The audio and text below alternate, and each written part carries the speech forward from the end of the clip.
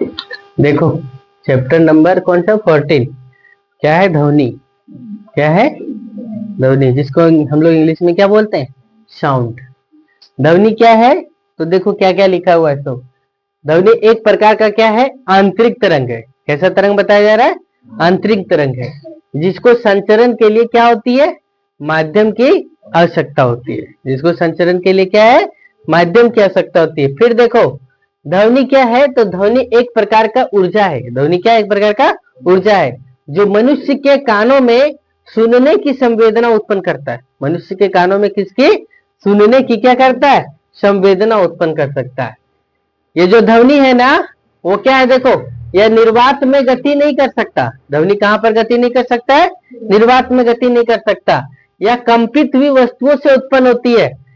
ध्वनि तभी उत्पन्न होगा जब वस्तुओं में क्या उत्पन्न होगा? कंपन होगा। यदि कंपन नहीं होगा तो वस्तुओं में क्या होगा? आवाज उत्पन्न नहीं होगा। फिर देखो, हम अपने दैनिक जीवन में अनेक प्रकार के ध्वनि को क्या करते हैं? सुनते हैं। हम अपने दैनिक जीवन में क्या करते हैं? अनेक प्रकार के। कैसे कैसे? जैसे भी देखो, ट्रैक्टर जा रहा है तो ट्रैक्टर की आवाज को सुने, हैवा गया तो हैवा की आवाज, बैल है, गाय है, ये सब की आवाजों को क्या करते हैं? सुनते रहते हैं। मेढक का टरटराना, ये सभी सुनते रहते हैं ना। तो ये सब देखो, कंपन। अब टॉपिक्स क्या लिखे? कंपन। बोर्ड पे ध्यान दो। कंपन। कंपन किसे कहा गया? तो किसी वस्तु के माध्य स्थिति के इधर या उधर। किसी वस्तु के क्या? माध्य स्थिति है ना। जैसे एगो तार खींच दिए और खींच दिए तो इसकी माध्य स्थिति बीचों बीच है, तो तार का ऊपर जाना, तार का क्या होना? नीचे जाना, या तार का दाएं जाना, या तार का क्या होना? बाएं जाना। तो किसी वस्तु के माध्य स्थिति के इधर या उधर, या ऊपर या नीचे होने वाली गति को क्या कहते हैं? कंपन कहते हैं। जब किसी तने हुए तार को खींचा जाता है, क्या लिखा हुआ है? देखो, जब किसी तने हुए तार को क्या किया जाता है? खींचा जाता है, तब यह कंपन करता है और ध्वनि उत्पन्न करता है। और जब यह कंपन करना बंद कर देता है तो ध्वनि भी उत्पन्न होना क्या हो जाता है? बंद हो जाता है। जैसे एक एग्जाम्पल के लिए लीजिए, आप एक कटोरा ले लीजिए घर में और पक्के पर क्या कर दीजिए? पके हुए ईंटे पर क्या, या फिर फर्श पर गिरा दीजिए। और क्या होगा? जब फर्श पर गिरा देंगे तो तब तक झनझनाते रहेगा जब तक उसमें कंपन क्या होगा? उत्पन्न होगा। और एक ऐसा समय आएगा कि कंपन होना क्या हो जाएगा? बंद हो जाएगा। तो आवाज भी उत्पन्न होना बंद हो जाएगा। फिर देखो, इसके बाद लिखा है मानव द्वारा उत्पन्न ध्वनि। मनुष्य के द्वारा उत्पन्न ध्वनि। तो मनुष्य में ध्वनि वाक्य यंत्र द्वारा उत्पन्न होता है। मनुष्य में ध्वनि किसके द्वारा होता है उत्पन्न? वाक्य यंत्र द्वारा। वाक्य यंत्र कहां पर है? तो अपने गले में उभार में देख सकते हैं, जिसको हम लोग कंठमणि बोलते हैं। ये जो भाग है, जो उभरा हुआ भाग है, इसे क्या बोला गया? कंठमणि। यही क्या है? वाक्य यंत्र है। वाक्य यंत्र गले में उभरा हुआ भाग होता है, जो श्वसन नली के क्या? श्वसन की नली के सिरे के ऊपर स्थित होता है। इसे ध्वनि बॉक्स या क्या? वाक्य यंत्र भी कहते हैं। फिर देखो, वाक्य यंत्र किससे बना हुआ है? तो वाक्य यंत्र उत्तकों से बना दो परत है। वाक्य यंत्र किससे बना हुआ है? उत्तक से बना हुआ दो परत है, जिन्हें वाक्य तंतु कहते हैं। जिन्हें क्या कहा गया? वाक्य तंतु। दो वाक्य तंतु के बीच में एक पतली झिर्री बनी होती है। दोनों वाक्य तंतु के बीच में क्या बना होता है? पतली झिर्री से बनी होती है, जिसी से क्या होता है? वायु बाहर निकलता है। हम भी बोल पा रहे हैं तो इसी वाक्य तंतु के कारण से क्या कर पा रहे हैं? बोल पा रहे हैं। जब फेफड़ा बल पूर्वक वायु को झिर्री से बाहर निकलता है, यानी जो बोलने की आवाज जो उत्पन्न होता है वो बल फेफड़ा से क्या करता है? फेफड़ा वायु को देता है। कौन देता है? फेफड़ा। और फेफड़ा जब वायु को देता है तो क्या? फेफड़ा से होते हुए कहाँ वायु आता है? वाक् तंतु में। और यही वाक् तंतु क्या करता है? अलग अलग प्रकार की आवाजों को उत्पन्न करता है। जब फेफड़ा बल पूर्वक वायु को झिर्री से बाहर निकलता है तो वाक् तंतु कंपित होती है, और वाक् तंतु के कंपन होने से क्या होता है? ध्वनि उत्पन्न होता है। पुरुषों के वाक् तंतु की लंबाई 20 mm यानी लगभग 2 सेंटीमीटर तक होता है, तथा महिलाओं के वाक् तंतु की लंबाई कितना? 15 mm लगभग 1.5 सेंटीमीटर तक होता है। वहीं बच्चों के वाक् तंतु क्या होता है? बहुत छोटा होता है। फिर देखो, ध्वनि के संचरण। ध्यान से देखो इधर बोर्ड पे। ध्वनि के संचरण के लिए माध्यम की आवश्यकता होती है। ध्वनि भी निर्वात में गति नहीं कर सकता है। ध्वनि निर्वात में गति नहीं कर सकता है। ध्वनि को चलने के लिए कोई ना कोई माध्यम चाहिए ही चाहिए। जैसे देखो, जिसके कारण अलग अलग माध्यम में ध्वनि की चाल भी क्या होती है? अलग अलग होती है। ध्वनि का संचरण सबसे अधिक ठोस में, उससे कम द्रव में, और सबसे कम किस में होता है? गैस में होता है। ध्वनि का संचरण है ना, टॉपिक्स हम लोग पढ़ेंगे, ये वायु में ना लिख करके लिखेंगे ध्वनि का क्या संचरण। तो देखो 0 डिग्री सेल्सियस पर शुष्क वायु में ध्वनि की चाल 332 मीटर पर सेकेंड है। ध्वनि की चाल जब पूछा जाए आपसे क्वेश्चन तो क्या जवाब देंगे, 332 मीटर पर सेकेंड। सबसे कम चाल ध्वनि की किसमें होती है, गैस में होती है। किसमें होती है, गैस में। ध्वनि की चाल में वायु दाब का कोई प्रभाव नहीं पड़ता है। शुष्क वायु की अपेक्षा आर्द्रता युक्त वायु के घनत्व तो कम होता है, जिसके कारण बरसात के मौसम में ट्रेन की सीटी क्या होती है, दूर तक सुनाई पड़ती है। और वही होता है क्या, जब आवाज क्लियर नहीं हो, है ना, मौसम क्लियर नहीं होता है तो क्या आवाज दूर तक सुनाई पड़ता है, क्या नहीं पड़ता है। चलो देखो, दिन के समय क्या बताया जा रहा है कि दिन के समय कोई भी आवाज दूर तक जाता है क्या, नहीं जाता है। क्यों, जबकि रात में वही आवाज क्या होता है, दूर तक जाता है। इसका मुख्य कारण है क्या, वायु का घनत्व। वायु का क्या घनत्व। दिन के समय क्या होता है, सब पास पास होता है, रात के समय थोड़ा क्या हो जाता है, दूर दूर होता है। देखो नोट, निर्वात। निर्वात वैसी स्थिति होती है जब किसी स्थान पर वायु क्या होता है, नहीं हो, उसे क्या कहा गया, निर्वात। ऐसी स्थिति कब बना सकते हैं, तो हम लोग क्या, एक बोतल ले लेंगे, एक रबर ले लेंगे, उसमें और एक क्या ले लेंगे, वायु चूसक यंत्र ले लेंगे, और एक मोबाइल ले लेंगे, है ना। बोतल में क्या करेंगे, मोबाइल को डाल देंगे, रिंगटोन चालू कर देंगे, है ना। बोतल के ढक्कन पे क्या कर देंगे, वायु चूसक यंत्र लगा देंगे, जिससे क्या हो जाएगा, वायु बाहर खींचा जाएगा। जैसे जैसे वायु बाहर खींचता चला जाएगा, बोतल का क्या होगा, रिंगटोन बजना जो बज रहा है मोबाइल का, वो क्या हो जाएगा, धीरे धीरे कम होते जाएगा। और एक ऐसी स्थिति आएगी जब बोतल में वायु नहीं रहेगा, जब बोतल में क्या नहीं रहेगा, वायु नहीं रहेगा, तो ध्वनि बाहर में यानी मोबाइल का रिंगटोन हम लोग को सुनाई पड़ेगा क्या, नहीं पड़ेगा। और जब नहीं पड़ेगा तो ऐसी स्थिति को क्या कहा गया, निर्वात कहा जाता है। देखो ध्वनि का संचरण द्रव में भी होता है। ध्वनि का संचरण कहां पर, द्रव में भी, है ना। जल में ध्वनि की चाल 1440 मीटर पर सेकेंड है।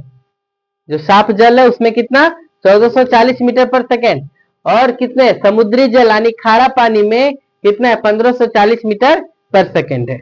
फिर देखो ध्वनि की चाल सर्वाधिक किसमें होती है, ठोस में। लोहा में ध्वनि की चाल कितना है, 5030 मीटर पर सेकेंड है। फिर देखो स्टील में ध्वनि की चाल कितना, 5600 मीटर पर सेकेंड है।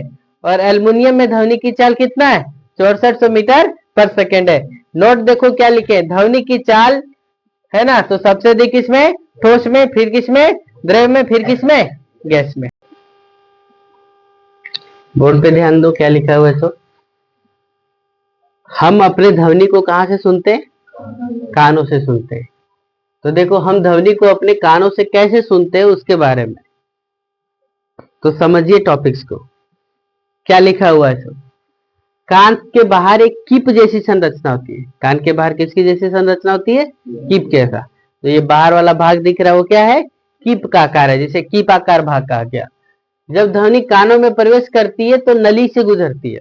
ये कान के भागों में क्या है, नली है, और नली से गुजरती है। नलिका के सिरे पर एक पतली झिल्ली मजबूत सा तना हुआ है ना। ये जो कहां पर गया, कौन सा बताएं, नलिका।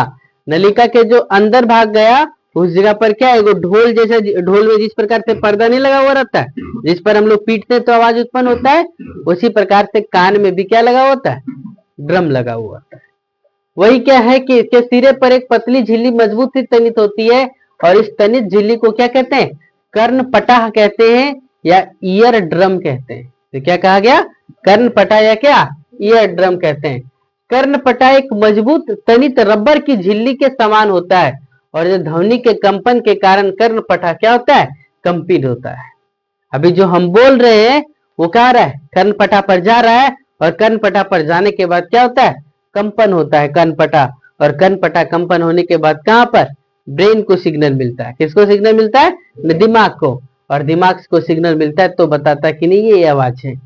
ध्वनि उत्पन्न होने के कारण कर्णपटा कंपन होता है, और कंपन को आंतरिक कर्ण में क्या कर देता है, भेज देता है। कान के 3 भाग बताया गया है ना, बाह्य, मध्य और कौन सा, आंतरिक, है ना। और ये देखो बाहरी भाग तो हम लोग ये देखे, आंतरिक भाग नलिका का आकार का है, और ये जो अंदर वाला भाग है वो अलग भाग है। तो कहां भेज देता है, कर्णपटा कहां भेज देता है उसको, कान के कर क्या बोलता है, आंतरिक कर्ण में क्या कर देता है, भेज देता है। और आंतरिक कर्ण में एक प्रकार का द्रव रहता है, लिक्विड भरा हुआ है, तथा तंत्रिका कोशिकाएं रहती है, जिसका संबंध किससे रहता है, मस्तिष्क से रहता है ना। और आंतरिक कर्ण में पहुंचे कंपनों में से द्रव भी क्या करने लगता है, कंपन करता है। और द्रव में उत्पन्न कंपनों को तंत्रिका कोशिका संकेत में परिवर्तित कर देता है, जिसे हमें आसानी से क्या कर पाते हैं, सुन पाते हैं। यह है क्या, कान में से हम लोग सुन पाते हैं। फिर देखो कानों में हम लोग को क्या नहीं करना चाहिए, तो तीखी, कठोर व नुकीली वस्तुओं को नहीं डालना चाहिए, है ना। ये कर्ण पटा को क्या कर सकता है, क्षति पहुंचा सकता है। इसके बाद हम लोग देखो क्या लिखा हुआ है, कंपन का आयाम, कंपन का आयाम, आवर्तकाल और क्या लिखा हुआ है, आवृत्ति। कंपन का आयाम, आवर्तकाल और क्या, आवृत्ति। आयाम को इंग्लिश में एम्पलीट्यूड, आवर्तकाल को इंग्लिश में क्या, टाइम पीरियड, और आवृत्ति को क्या, फ्रीक्वेंसी। और कंपन को इंग्लिश में क्या बोलते हैं, वाइब्रेशन। क्या बोलते हैं, वाइब्रेशन। तो सबसे पहले देखो आयाम, क्या लिखा, आयाम। कंपन करती वस्तुओं के माध्य स्थिति से अधिकतर विस्थापन को क्या कहते हैं, आयाम कहते हैं। आयाम की परिभाषा एक बार फिर से समझो। जैसे तनित रबर खींच दिए, हम लोग रबर का ही प्रयोग या फिर धागा या तार का प्रयोग किए, और ये धागा इसे खींच दिए, और खींच देने के बाद पूरा तना हुआ है, ये कितना ऊपर उठा, कितना नीचे गया, ये क्या कहलाता है, वस्तु का आयाम कहलाता है। आवर्तकाल, आवर्तकाल मतलब क्या, जैसे देखो ये फिर से तनित बताए, और ये एकदम टाइट खींच दिए, एक बार यहां गया, वहां से फिर क्या हुआ, नीचे आया, नीचे से फिर कहा बाध्य स्थिति में आया, वो उसका क्या कहलाता है, टाइम पीरियड कहलाता है। आवर्तकाल कंपन करती वस्तुओं का एक पूर्ण दोलन में लगे समय को क्या कहते हैं, आवर्तकाल कहते हैं। आयाम का ऐसा ही मात्रा क्या बताया, मीटर, और आवर्तकाल का ऐसा ही मात्रा क्या बताया गया, सेकेंड बताया गया। फिर आया आवृत्ति, कंपन करती वस्तु द्वारा प्रति सेकंड पूर्ण संख्या को क्या कहा गया, आवृत्ति कहा गया। यानी एक सेकंड में कितना कंपन किया, वो उसका क्या कहलाया, आवृत्ति कहलाया। और आवृत्ति का ऐसा ही मात्रा क्या है, हर्ट्ज है। आवृत्ति का ऐसा ही मात्रा क्या है, हर्ट्ज। फिर देखो आयाम तथा आवृत्ति ध्वनि की क्या है, दो महत्वपूर्ण विशेषता है। कौन कौन, आयाम तथा आवृत्ति क्या है, ध्वनि की क्या, दो महत्वपूर्ण विशेषता है। फिर देखो ध्वनि तरंग की विशेषता हम लोग पढ़ेंगे। ध्वनि तरंग की विशेषता में इसकी मुख्य विशेषता कौन है, तीन विशेषता है, प्रबलता, तारत्व और कौन, गुणता। प्रबलता को इंग्लिश में क्या बोला गया, इंटेंसिटी, है ना। तारत्व को इंग्लिश में क्या बोला गया, पिच, और गुणता को क्या बोला गया, क्वालिटी। देखो क्या लिखा हुआ है, इसको प्रबलता, कौन सा टॉपिक लिखा हुआ है, प्रबलता। ध्वनि तरंग का वह गुण जिसके कारण कोई आवाज यानी ध्वनि तीव्र सुनाई पड़ता है या क्या सुनाई पड़ता है, मंद सुनाई पड़ता है। अधिक प्रबलता वाला ध्वनि क्या होगा, अधिक तीव्र सुनाई पड़ेगा, और कम प्रबलता वाला ध्वनि क्या होगा, कम सुनाई पड़ेगा, है ना। जैसे जोर से बोलेंगे तो जोर से सुनाई पड़ेगा, और धीरे बोलेंगे तो क्या हो जाएगा, धीरे सुनाई पड़ेगा। जोर से बोले तो प्रबलता अधिक लगा, और कम से बोले तो प्रबलता क्या लगा, कम लगा। ध्वनि की प्रबलता उसके आयाम पर निर्भर करता है, किस पर निर्भर करता है, उसके आयाम पर। अधिक आयाम वाला ध्वनि की प्रबलता क्या होगा, अधिक होगा। जितना अधिक आयाम होगा वो ध्वनि भी क्या होगा, प्रबल होगा।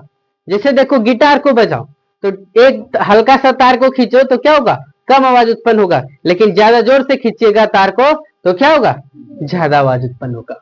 ध्वनि की प्रबलता को किसमें मापा जाता है, डेसिबल में, डीबी भी लिखा रहता है, किसमें मापा जाता है, डेसिबल में। ध्वनि की प्रबलता को प्रभावित करने वाले बहुत सारे कारक हैं। कौन है, देखो स्रोत एवं श्रोता। स्रोत मतलब जहां से उत्पन्न हुआ, और श्रोता मतलब जहां पे सुनने वाला लोग है ना, कि बीच की दूरी पर। जैसे कोई रोड पे डीजे बज रहा है तो ज्यादा जोर से सुनाई पड़ेगा, लेकिन यहीं से दूर चला जाए, 1 किलोमीटर दूर चला जाए तो वो आवाज क्या होगा, कम होगा। यानी नजदीक रहेगा तो क्या होगा, ज्यादा जोर से, और दूर चला जाएगा तो क्या होगा, कम जोर से। वही लिखा है, स्रोत एवं श्रोता के बीच की दूरी कम होने पर प्रबलता बढ़ेगी, है ना, तथा अधिक दूरी होने पर प्रबलता क्या हो जाएगी, कम हो जाएगी। फिर देखो ध्वनि की आवृत्ति, जिस प्रकार की आवृत्ति रहेगी उसके अनुसार से भी ध्वनि की आवृत्ति में वृद्धि होने पर उसकी प्रबलता में भी क्या हो जाएगा, वृद्धि हो जाएगा। माध्यम का घनत्व, है ना, माध्यम का घनत्व बढ़ने पर ध्वनि में भी क्या हो जाएगी, वृद्धि हो जाएगी। फिर देखो ध्वनि स्रोत एवं ध्वनि की क्या लिखा हुआ है, प्रबलता। कोई आवाज कैसा कितना प्रबल होता है उसके बारे में देखो, ध्वनि स्रोत एवं ध्वनि की क्या प्रबलता। जैसे हम लोग श्वास लेते हैं, हम लोग सुन पाते हैं क्या श्वास को? नहीं सुन पाते हैं। वो कितना है? 10 डेसिबल का। मंद फुसफुसाहट जो चुगली करते हैं लोग किसी का, तो वो कितना है? 30 डेसिबल का, है ना। फिर देखो सामान्य बातचीत, जो नॉर्मल बातचीत करते हैं किसी से, वो कितना का है? 60 डेसिबल का। व्यस्त यातायात कितना? 70 डेसिबल का। फैक्ट्रियां कितना उत्पन्न करती है? 80 डेसिबल। जो तेज संगीत बजता है वो कितना? 110 डेसिबल। पटाखे की आवाज कितना? 140 डेसिबल। उड़ान भरते समय वायुयान कितना है? 180 डेसिबल। नोट क्या लिखा है देखो, 80 डेसिबल से अधिक प्रबलता वाली ध्वनि को क्या कहते हैं? शोर वाली ध्वनि कहते हैं, है ना। और ध्यान से सुनो कि मनुष्य जो है ना, वो 80 डेसिबल से ज्यादा वाला सुनता है तो वो धीरे धीरे करके क्या हो जाएगा? बहरा हो जाएगा। चलिए देखो क्या लिखा है, तो हल्ला नहीं, क्या लिखा हुआ है? कल हम लोग पढ़े क्या? प्रबलता। प्रबलता से हम लोग क्या सीखे कि प्रबलता क्या करता है? ध्वनि को ऊंचा या ध्वनि का क्या? नीचा, यानी आवाज ऊंचा होता है या फिर क्या होता है? आवाज नीचा होता है, उसके बारे में देखे। दूसरा टॉपिक से हम लोग कौन सा पढ़ेंगे? तारत्व। कौन सा? तारत्व। तारत्व क्या है? तो ध्वनि का वह गुण जिसके कारण यह मोटा अथवा क्या होता है? पतला सुनाई पड़ता है। मोटा अथवा क्या सुनाई पड़ता है? पतला सुनाई पड़ता है ना, या मधुर सुनाई देता है, उसे ही ध्वनि का क्या कहा गया? तारत्व कहते हैं। देखो क्या लिखा है, अधिक तारत्व वाली ध्वनि मधुर सुनाई देगी। जिसका तारत्व अधिक होगा वो आवाज क्या होगा? मधुर सुनाई देगा। और जो कम तारत्व होगा वो आवाज क्या होगा? मोटा सुनाई पड़ेगा। अधिक आवृत्ति वाली भी ध्वनि क्या होगी? मधुर। एवं कम आवृत्ति वाली ध्वनि क्या होगी? मोटी सुनाई देगी। फिर क्या लिखा है देखो, पुरुषों की तुलना में महिलाओं का तारत्व क्या है? अधिक है। इसलिए महिलाओं की आवाज पतला और पुरुषों का आवाज क्या होता है? मोटा होता है। जिसके कारण महिलाओं की ध्वनि अधिक सुरीली या मधुर तथा पुरुषों की क्या? मोटी सुनाई देती है। शेर की दहाड़ की तुलना में मच्छर का भिनभिनाहट क्या होगा? अधिक सुरीली सुनाई देती है। समझ रहे? फिर देखो गुणता। अगला टॉपिक क्या है? गुणता। क्या लिखा गया?